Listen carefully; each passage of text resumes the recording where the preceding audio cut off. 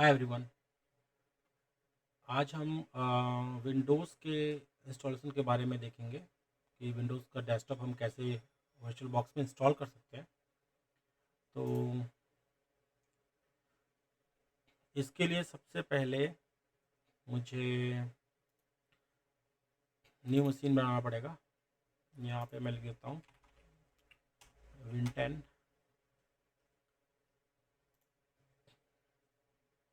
Other पे click करूँगा। Windows के ISO के लिए अनअटेंडेड को स्किप करना है। Click on next. रैम मुझे चाहिए होगा 4 GB, एटलीस्ट 4 GB चाहिए होगा। And CPU at least 2। Click on next. 50 GB का हार्ड डिस्क ऑटोमेटिकली ले लिया है इसने। Click on next, finish. उसके बाद सेटिंग्स में जाएंगे। सेटिंग्स में सिस्टम फ्लॉपी को नीचे डाल देंगे, इसको अनचेक कर देंगे। यहाँ पे पॉइंटिंग डिवाइस हमारा USB है, बिल्कुल सही है। विंडोज़ 10 में TPM की ज़रूरत नहीं होती, विंडोज़ 11 में TPM की ज़रूरत होती है। ये आपका ऑथेंटिकेशन का एक मॉड्यूल होता है, मतलब एक चिप होता है जो आजकल के लैपटॉप्स में आते हैं, इवन डेस्कटॉप में भी आते हैं। तो इसके ऑथेंटिकेशन से ही आप विंडोज़ 11 को इंस्टॉल या बूट कर सकते हो। नेक्स्ट, प्रोसेसर एक्सेलरेशन डेस्कटॉप में ठीक है, ये ऑटोमेटिकली जो भी प्री डिफाइंड हमारा जो सेटिंग्स है वो ये ले रहा है। ये 128 GB हो गया। ये मॉनिटर काउंट, स्टोरेज भी है, यहाँ पे ऑडियो भी इनेबल्ड है। नेटवर्क हमारा, मैं इसको ब्रिज मोड पे डालूँगा। नेक्स्ट यहाँ पे मीडियाटेक ही रहने देते हैं, ये भी ठीक है। Click on okay. स्टार्ट पे क्लिक करना है।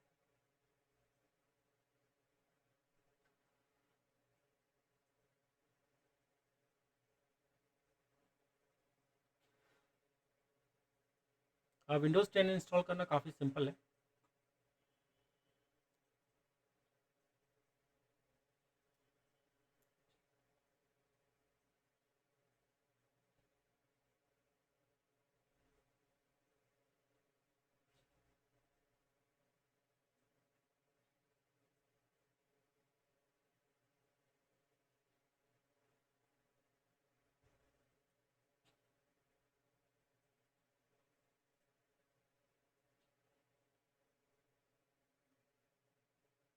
तो ये हमारा विंडोज़ का ISO लोड हो गया। यहाँ पे हम लैंग्वेज वगैरह चूज़ कर सकते हैं। फिर नेक्स्ट पे क्लिक करना है, देन इंस्टॉल नाउ।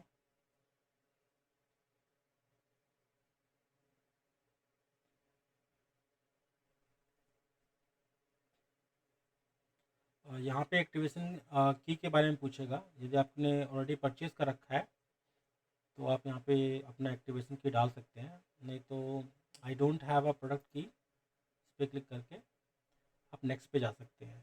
ये ऑपरेटिंग सिस्टम के वर्जन है होम, एजुकेशन, प्रो।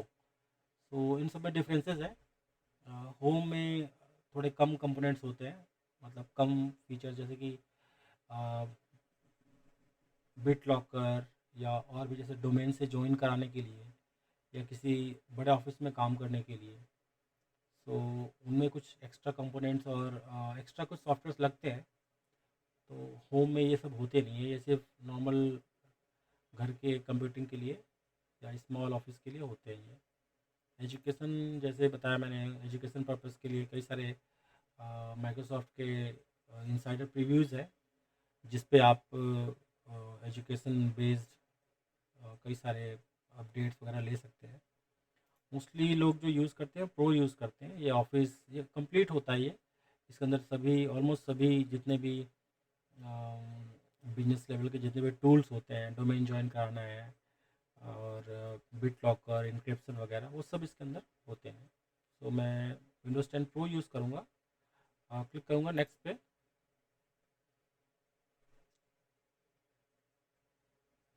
फिर ये नोटिस और लाइसेंस टर्म्स के बारे में पूछेगा। ये आप पढ़ सकते हैं। एक्सेप्ट करूँगा लाइसेंस टर्म्स को, क्लिक ऑन नेक्स्ट। फिर ये दो ऑप्शंस देगा कि अपग्रेड करना है जो भी आपके एग्जिस्टिंग विंडोज़ है। अगर आपके पास एग्जिस्टिंग विंडोज़ है तो आपको ये अपग्रेड करना चाहिए, जिसमें जो एग्जिस्टिंग जो आपकी सेटिंग्स है और जो आपके फाइल्स वगैरह हैं वो वैसे ही रह जाते हैं, फाइल्स एप्लीकेशन वगैरह। और नेक्स्ट जो है वो ये कस्टम बेस्ड है। अगर आपको बिल्कुल फ्रेश पीसी पे इंस्टॉल करना है तो आप ज़रूर से ये वाला ऑप्शन चूज़ करेंगे। नेक्स्ट जो आएगा आपको ये हार्ड डिस्क का आएगा। आप चाहे तो इसमें डिफरेंट, जैसे आपका 1 TB का हार्ड डिस्क है, आप चाहते हैं कि उसको 500 GB में उसको आप डिवाइड करें तो आप यहाँ से कर सकते हैं। मैं फ़िलहाल ऐसा नहीं करूँगा। यदि आपको करना है तो यहाँ पे न्यू पे क्लिक करना होगा और यहाँ पे आपको कुछ नंबर डालने होंगे, कितने MB में आपको पार्टीशन चाहिए होंगे। जैसे 51200 है, अगर ये 1 TB होता तो फिर उसका मैं 512000 करके डालता और फिर ये 500 GB में दो पार्टीशन बन जाते हैं। तो फिलहाल मैं ऐसा नहीं करूँगा, डायरेक्ट मैं इस पर क्लिक करके नेक्स्ट पे क्लिक करूँगा।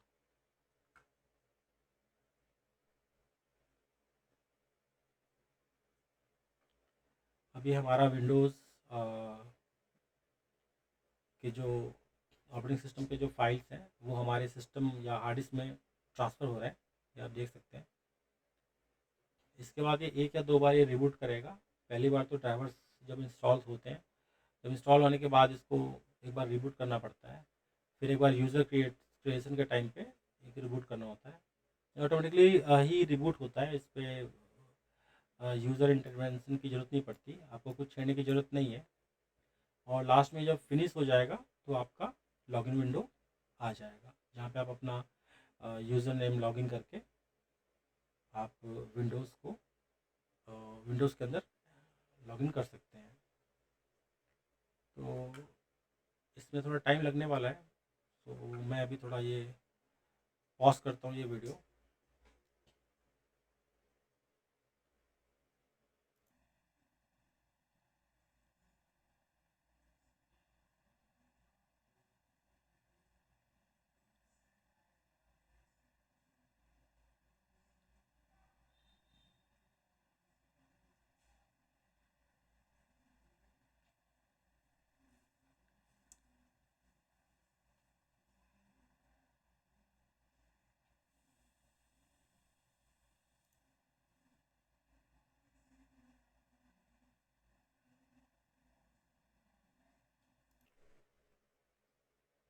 सिस्टम एक बार रिबूट होगा, रिबूट होने के बाद आपको ये स्क्रीन देखने को मिलेगा। थोड़ा माउस मेरा स्लोपी चल रहा है क्योंकि इसमें ड्राइवर अच्छे से डले नहीं है, वो हम बाद में डाल लेंगे। नेक्स्ट मैं यहाँ पे चूज़ करूँगा रीजन इंडिया।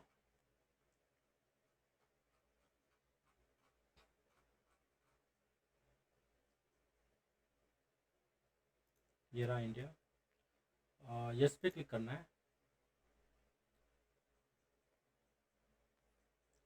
ये कीबोर्ड पूछ रहा है कौन सा कीबोर्ड आप यूज़ करना चाहते हैं, तो मोस्टली हम यूएस ही यूज़ करते हैं। जो हमारे जितने भी कीबोर्ड्स आते हैं वो यूएस बेस्ड ही आते हैं।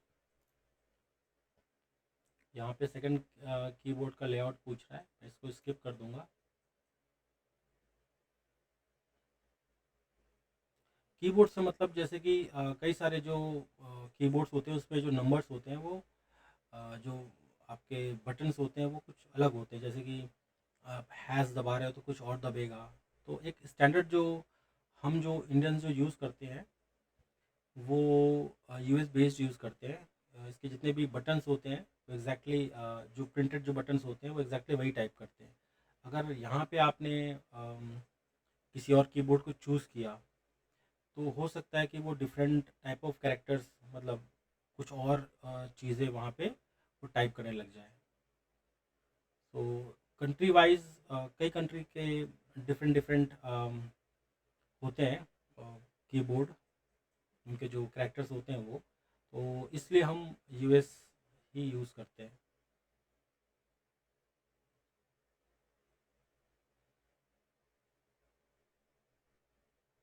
विंडोज़ हमें थैंक्स फॉर योर पेशेंस बोल रहा है, क्योंकि हमने काफ़ी वेट किया इंस्टॉल करने के लिए। विंडोज़ की कुछ हिस्टोरिकल डेटा है काफ़ी पहले से। सबसे पहले तो कमांड प्रॉम्प्ट ही हुआ करता था, उसके अंदर C L I based application चलते थे। जब हमारे पास माउस पॉइंटर नहीं था उस टाइम पे,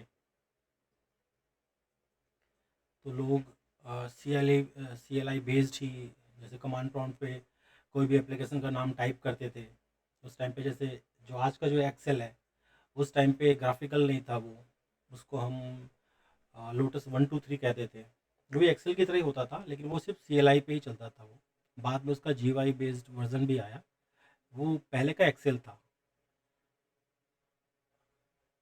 नेक्स्ट यहाँ पे हम पर्सनल यूज़ के लिए क्लिक कर देते हैं। नेक्स्ट यहाँ पे अकाउंट ऐड करने के लिए कह रहा है ये। कोई से भी जो आपके माइक्रोसॉफ्ट के अकाउंट है वो यहाँ पे चल जाएगा।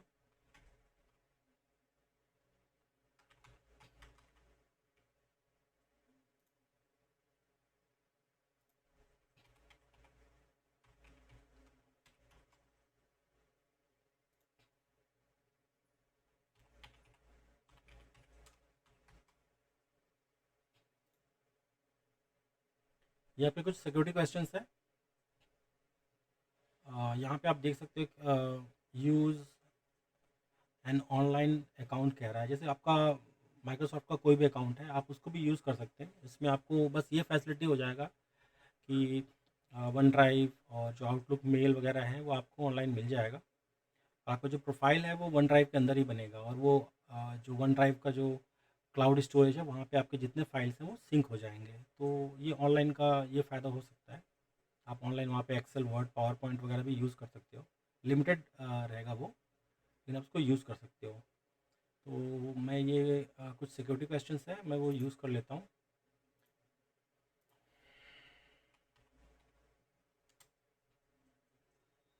ये सेकंड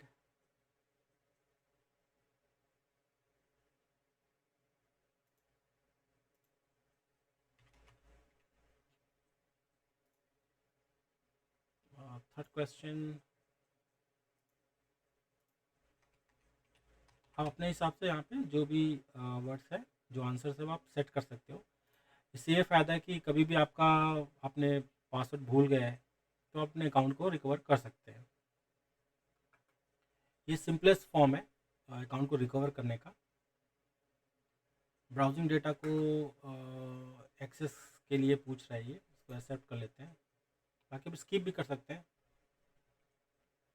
यहाँ पे काफ़ी सारे ऑप्शंस हैं। लोकेशन को अगर आपको ऑन कराना है, डिवाइस, फाइंड माई डिवाइस, अगर आपका लैपटॉप जैसे आप उसको लोकेट करना चाहते हैं, तो ये सब चीज़ आप अपने माइक्रोसॉफ्ट के अकाउंट से आप कर सकते हैं। मैं डिफ़ॉल्ट पे रहने दूंगा, एक सिंपल सा हम इंस्टॉलेशन करेंगे। यहाँ पे पूछेगा जो विंडोज़ का जो एक्सपीरियंस है वो आप अ, किस अ, किस टाइप से करना चाहते हैं। जैसे आपने स्कूलिंग कर रहे हो, या आपको गेमिंग के लिए चाहिए, आपको बिजनेस का है, या कि कुछ क्रिएटिव काम करते हो, या सिर्फ इंटरटेनमेंट के लिए चाहिए। ठीक है, फिलहाल मैं इसको बिजनेस कर देता हूँ और एक्सेप्ट पे क्लिक कर देता हूँ। आप चाहो तो स्किप भी कर सकते हो, ये सब जरूरी नहीं है। कोटाना जो होता है ये आपका हेल्पिंग सॉफ्टवेयर है एक। इसको मैं एक्सेप्ट करता हूँ।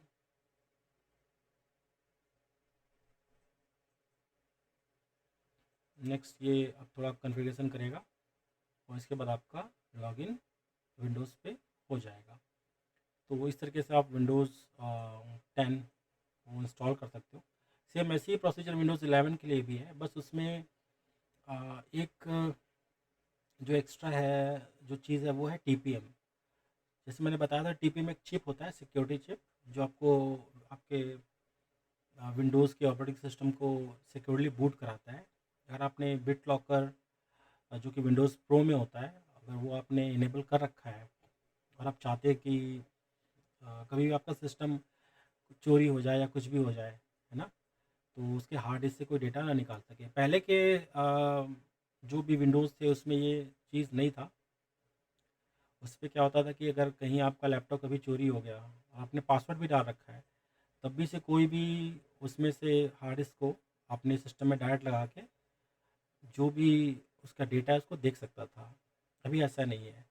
ये टीपीएम और बिट लॉकर के थ्रू आप पूरे डेटा को इनक्रिप्ट कर सकते हो। कभी भी आपका सिस्टम चोरी भी हो गया तो डेटा उससे कोई रिकवर नहीं कर पाएगा बिना बिट लॉकर के, जो सीक्रेट की है उसके बिना। तो विंडोज़ आजकल काफ़ी एडवांस हो गया। तो मैं बात कर रहा था विंडोज़ के हिस्टोरिकल जर्नी के बारे में।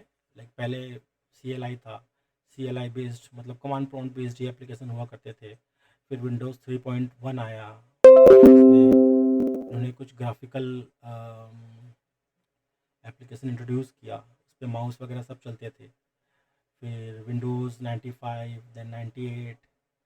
तो 3.1 में तब तक CMD ही चलता था। मतलब जैसे आपका सिस्टम बूट होता था तो काला विंडो ही आता था, और वहाँ पे आप अपने एप्लीकेशन को, कोई भी एप्लीकेशन जैसे पेंट आपको खोलना है तो आप पेंट टाइप करो तो पेंट खुलता था। ओके। फिर विंडोज़ 95 में इन्होंने कुछ चेंजेस किए, और जैसे आपका सिस्टम बूट होता था तो आपका ग्राफिकल यूज़र इंटरफेस है वो पहले खुलता था, रादर दैन कि जो CLI पहले खुलता था वो सब हट गया। फिर विंडोज़ 98 आया, उसमें भी काफ़ी काफ़ी अच्छे फीचर्स थे, उन्होंने काफ़ी कुछ इम्प्रूव किया। विंडोज़ 98 सेकेंड एडिशन आया, जिसने उस टाइम पे सबसे अच्छा अम, जो कंप्यूटर के मार्केट को कैप्चर किया। मोस्टली ऑपरेटिंग सिस्टम विंडोज़ के ही हुआ करते थे उस टाइम पे, आज भी हैं।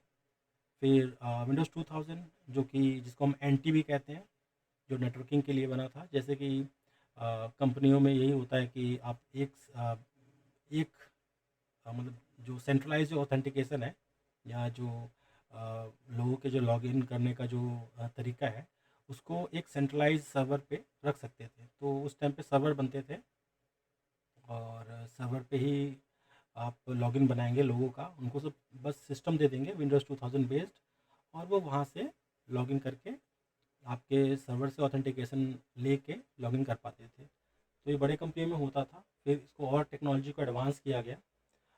विंडोज़ XP आया, फिर आगे विस्टा, फिर विंडोज़ 7, विंडोज़ 10।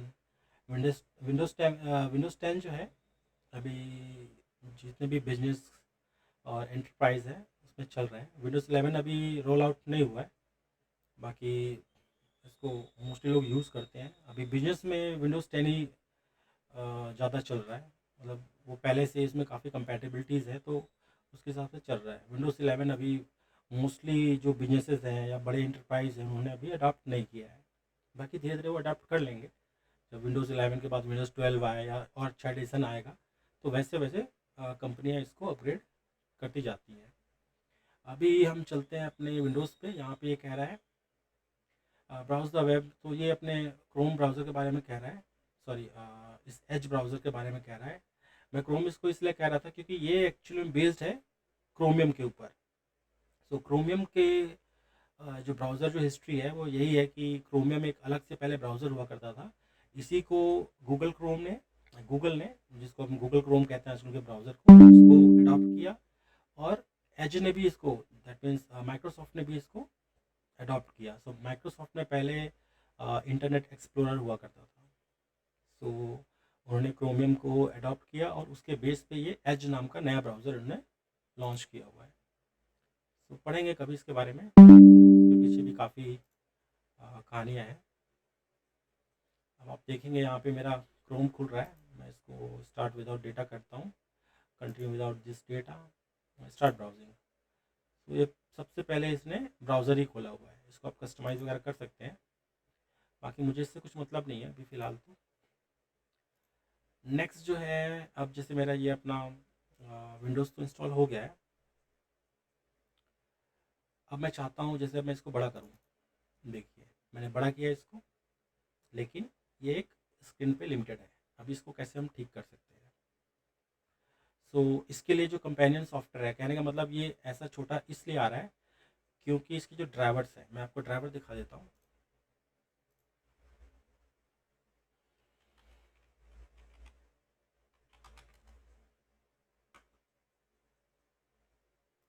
ये आपके ड्राइवर्स है।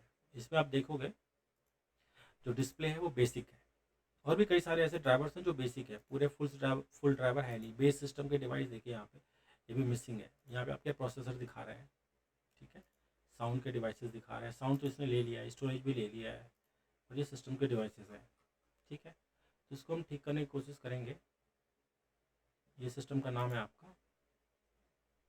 तो मेरा कहने का मतलब है, अगर इसमें हम ड्राइवर डाल देते हैं तो शायद ये अच्छे से जैसे हमारा विंडोज़ ड्राइवर के साथ चलता है फुल ग्राफिकल व्यू में, जैसे इसको मैं बड़ा करूँ तो बड़ा हो जाए, छोटा करूँ तो छोटा हो जाए। तो इसका तरीका यही है, मुझे जाना पड़ेगा डिवाइसेस में, क्योंकि ये वर्चुअल मशीन है तो इसके वर्चुअल ड्राइवर्स होंगे।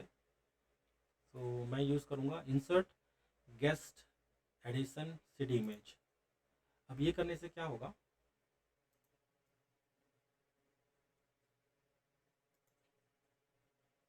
ये देखिए। तो कहने का मतलब वर्चुअल मशीन में एक ड्राइवर्स का खुद के उनको पता है कि उनके ड्राइवर्स ऑलरेडी मतलब किस टाइप के ड्राइवर्स वो यूज़ करते हैं अपने वर्चुअल सिस्टम्स के अंदर। तो उन्होंने पहले से एक सीडी इमेज बना रखा है।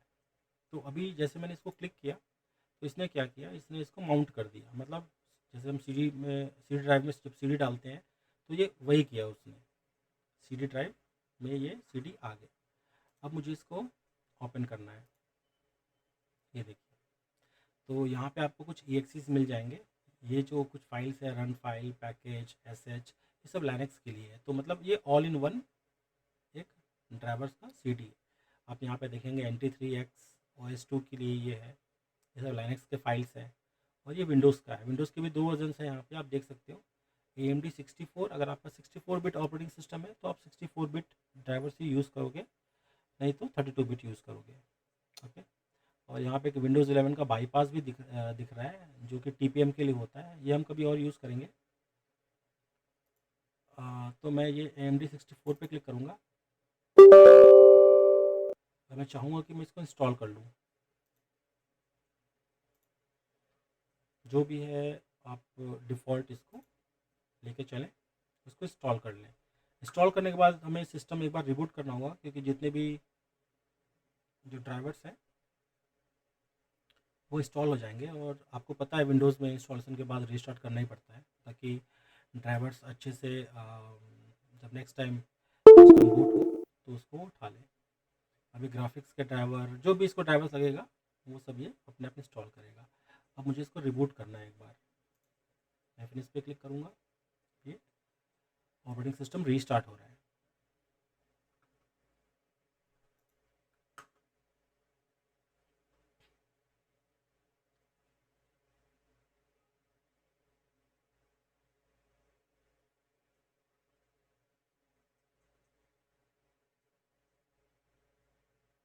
अब ड्राइवर्स इंस्टॉल होने के बाद इसमें कुछ चेंजेस आएगा।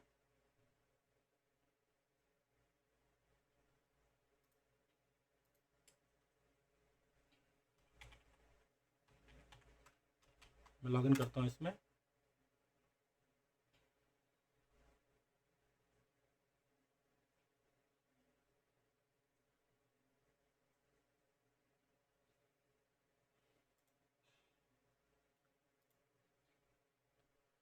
तो स्क्रीन अभी भी वैसे ही आ रहा है, वो डिस्प्ले सेटिंग्स पे चेक कर लेता हूँ।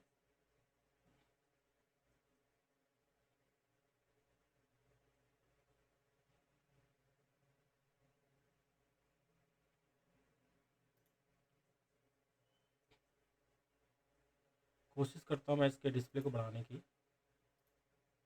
ये थोड़ा सा बड़ा हुआ है, लेकिन अभी भी इसमें फुल रेजोल्यूशन जो है, जो HD रिजोल्यूशन है, वो अभी आया नहीं है। अब इसको एक बार फुल स्क्रीन पे जाने की कोशिश करते हैं। देखिए अभी फुल स्क्रीन पे चला गया और अपने आप ही स्केल हो गया। आपको पता ही नहीं चलेगा कि ये वर्चुअल सिस्टम पे मैं काम कर रहा हूँ। यहाँ पे स्टार्ट मेन्यू आ गया, पूरे ऑप्शन से यहाँ पे देखिए कमांड प्रॉम्प्ट वगैरह सब खुल रहा है।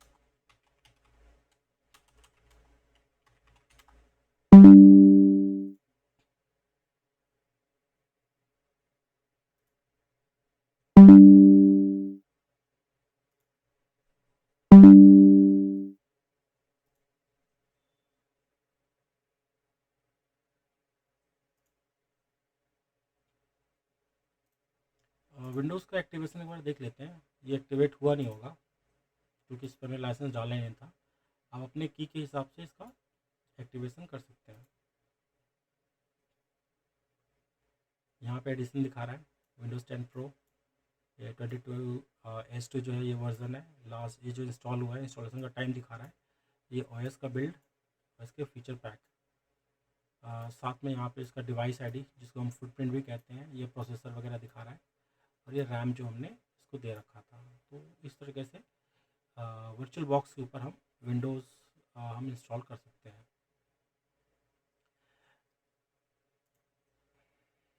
एक बार अबाउट में चलते हैं, सॉरी अबाउट पे ही है।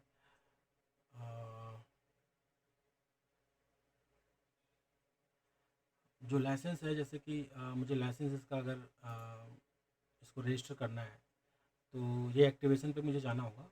अभी जैसे ये एरर दे रहा है क्योंकि इस पर कोई भी कीज़ नहीं है और विंडोज़ जो है वो नॉट एक्टिवेटेड बता रहा है। तो यहाँ पे मुझे क्या करना होगा, अपना प्रोडक्ट की डाल के इसको एक्टिवेट करना होगा। तो यहाँ पे मैं अपना प्रोडक्ट की डालूंगा, नेक्स्ट पे क्लिक करूँगा, ये ऑटोमेटिकली माइक्रोसॉफ्ट के सर्वर से बात करके अपना जो भी एक्टिवेशन का कोड है उसको एक्सेप्ट करके इस पर एक कोड डाल देगा जिससे ये एक्टिवेट हो जाएगा। तो ये इसका तरीका है लाइसेंसिंग का।